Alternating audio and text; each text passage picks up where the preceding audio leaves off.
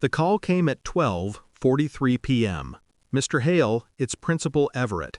You need to come to the school right now, but park in the back lot. Don't use the main entrance." Her tone wasn't urgent, it was afraid. When I arrived, every classroom blind was closed. The hallways were silent. 2 police cars waited near the gym. She met me at the side door. Her face looked carved from ice. "We found something horrifying," she said quietly, glancing toward the officers. "In your daughter's locker." The words didn't make sense. My daughter. The one who painted stars on her bedroom ceiling? Who still called me Dad like it meant something solid. "What did you find?" She hesitated. Then a series of photographs. Printed. Old ones. And letters written to someone she calls real father. My throat closed. Real father. They led me to her locker. It was already open. The contents lay neatly displayed on a table beside it. Police methodical. Photos. Dozens of them. My daughter as a toddler, in the same house where my wife swore no camera had ever been used. In some, a man's hand rested gently on her shoulder. Not mine. The same hand appeared in every picture. Strong. Familiar. In one, my wife smiled at the photographer. Intimate. Unposed. I didn't ask questions. Not yet. The principal touched my arm. "We don't think your daughter meant harm. She said she found these hidden in her mother's closet. She thought you already knew." Knew what? The officers looked away when I reached for the envelope marked DNA test. It was half open, dated 5 years ago. The seal broken. The name beneath? Father. Not mine. A slow pressure built behind my eyes, like glass about to fracture.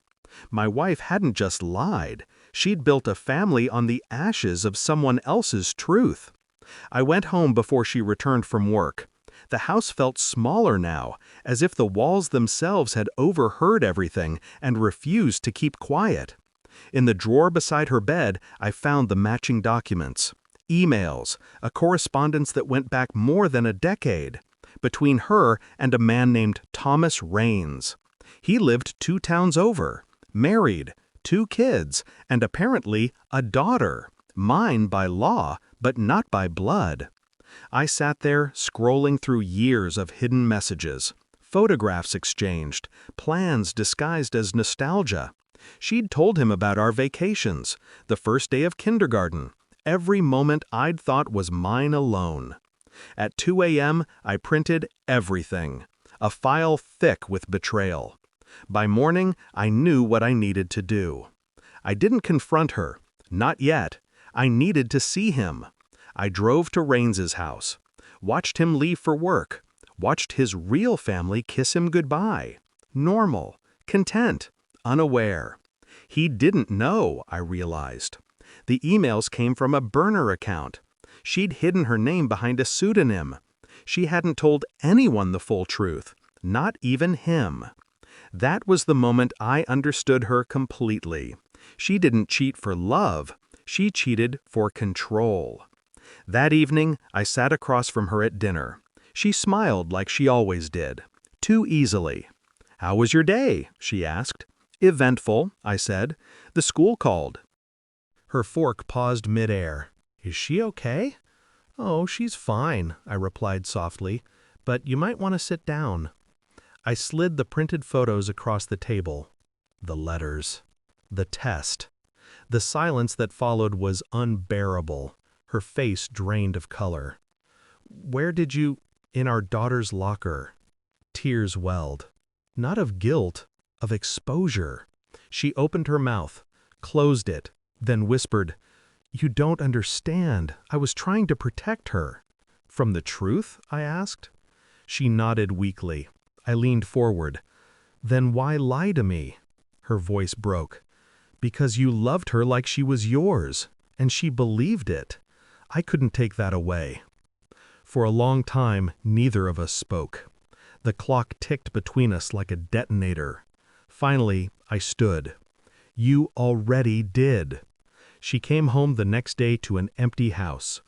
The furniture remained, The photos did not.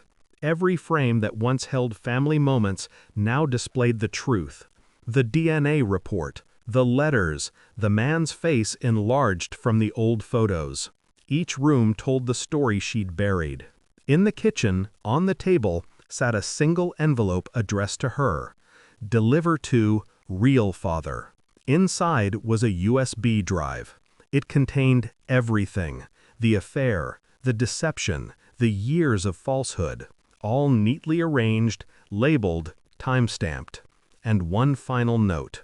Now he knows what you made me live through, what she will someday learn. You built a life on lies. Consider this my demolition. I didn't wait for her reaction. I never intended to see it. I imagined the sound of her breath catching, the horror spreading as she realized there was no one left to manipulate. Not me, not him, just the truth. I drove until the town disappeared behind me. The road stretched forward, quiet, endless. Somewhere in that silence, I thought about my daughter, about how innocence is just borrowed time before reality collects its debt.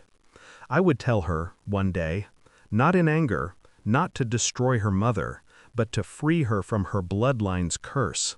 Deception, control, fear, they end with me. At the next rest stop, I parked, watched the horizon darken. In the rearview mirror, I saw my own face, calm, hollow, unfamiliar. The man who once believed in love had died quietly in a school hallway. What remained was something sharper, cleaner, free. I lit a cigarette I didn't want, exhaled the first truth I'd spoken all day. She was never mine. Then I smiled, faint and final. But she'll know what kind of man her real father lost to.